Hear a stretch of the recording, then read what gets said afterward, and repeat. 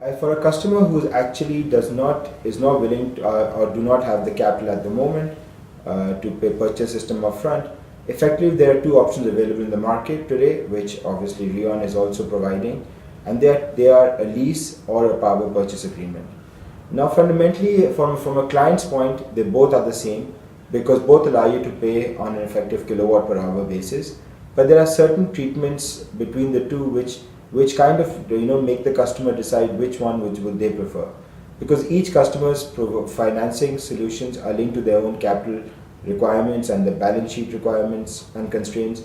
So it's keeping that in mind, we advise the customer on the cheapest and most accessible financing available at the time. So if a customer comes in and they want to go for a lease, that's also fine.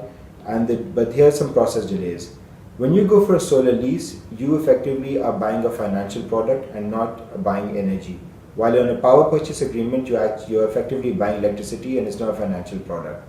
What that means is that what you have when you do a PPA, there are certain regulatory requirements which have to be complied with.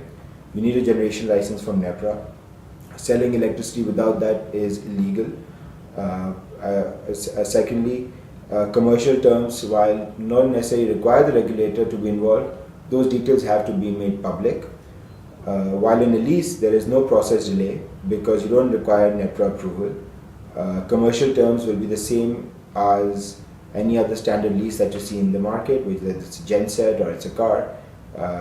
Effectively, that the customer owns the equipment, while in a power purchase equipment, the power seller owns the equipment.